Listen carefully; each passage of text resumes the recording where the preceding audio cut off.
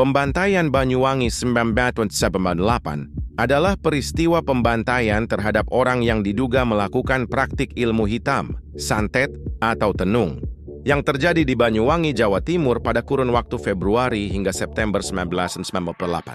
Namun hingga saat ini motif pasti dari peristiwa ini masih belum jelas. Pembunuhan pertama terjadi pada Februari 1998 dan memuncak hingga Agustus dan September 1999. Pada kejadian pertama di bulan Februari tersebut, banyak yang menganggapnya sebagai sesuatu yang biasa.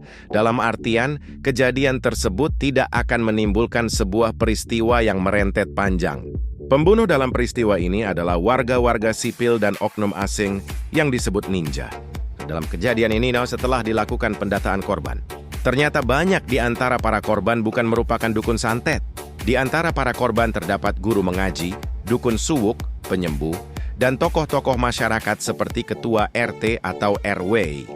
Pada 6 Februari 1998, Bupati Banyuwangi saat itu, Kombes Pol Purn Turyono Purnomo Sidik, mengeluarkan radiogram yang ditujukan untuk seluruh jajaran aparat pemerintahan dari camat hingga kepala desa untuk mendata orang-orang yang ditengarai memiliki ilmu supranatural dan untuk selanjutnya melakukan pengamanan dan perlindungan terhadap orang-orang tersebut. Radiogram selanjutnya dikeluarkan pada bulan September yang berisi penegasan terhadap radiogram sebelumnya.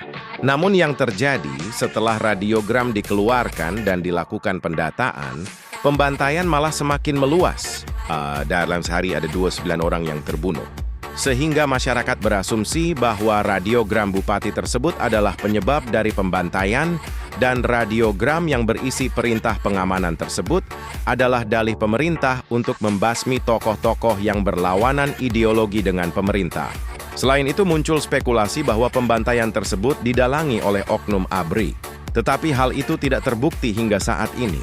Kemudian terlepas dari spekulasi yang muncul akibat radiogram yang dikeluarkan bupati, para ulama di Kabupaten Banyuwangi menganggap bahwa meskipun radiogram yang dikeluarkan dimaksudkan untuk maksud sebenarnya, benar-benar bertujuan untuk mengamankan orang-orang dengan ilmu supranatural, penerapannya kurang tersembunyi, sehingga informasi mengenai orang-orang tersebut bocor ke pihak masa pembantai, sehingga orang tadi kehilangan nyawanya sesaat setelah melapor ke aparat desa.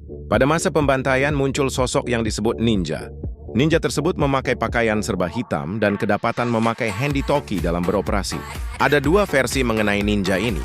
Ada yang menyebutkan bahwa ninja tersebut adalah orang yang hanya berkostum hitam dan membawa senjata. Sedangkan yang lain menceritakan bahwa sosok ninja yang mereka lihat adalah seperti ninja di Jepang dan mampu bergerak ringan melompat dari sisi ke sisi yang tidak akan bisa dilakukan oleh manusia biasa. Mereka sangat terlatih dan sistematis. Saat itu, yang terjadi adalah listrik tiba-tiba mati. Dan sesaat kemudian terdapat seseorang yang sudah meninggal karena dibunuh. Keadaan mayat pada saat itu ada yang sudah terpotong-potong, patah tulang, ataupun kepala yang pecah. Pada masa pembantaian ini muncul sekelompok gelandangan dan orang gila di penjuru kabupaten, baik di desa maupun di kota. Para orang gila ini menunjukkan hal yang janggal seperti mampu menjawab dengan baik pertanyaan penanya, tetapi ketika ditanya mengenai asal-usulnya, mereka akan bertingkah seperti orang gila. Hal ini menimbulkan spekulasi bahwa orang-orang gila ini terlibat dalam peristiwa pembantaian. Dugaan tersebut semakin diperkuat dengan menghilangnya orang-orang gila tersebut tanpa upaya apapun dari pihak berwenang saat pembantaian mulai mereda. Beberapa penyelidikan pernah dilakukan untuk mengungkap kronologi, dalang, dan motif di balik peristiwa ini.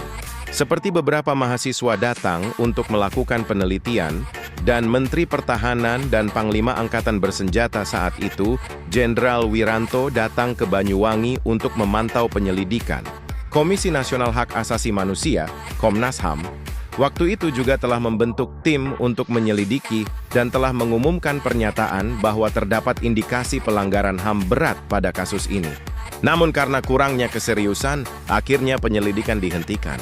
Selain itu, dalam kasus ini telah ditangkap puluhan orang dan ditetapkan sebagai tersangka dan menerima sanksi kurungan dengan kurun waktu yang bervariasi. Meskipun begitu, dalang utama atau orang yang mencetuskan pertama kali tidak pernah tertangkap ataupun terungkap.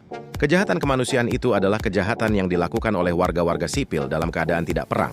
Dalam kasus Banyuwangi ini memenuhi sebagai pelanggaran HAM berat karena terdapat dua unsur, yaitu unsur sistematis dan unsur meluas. Jangan lupa like, komen, dan subscribe untuk update video-video terbaru lainnya.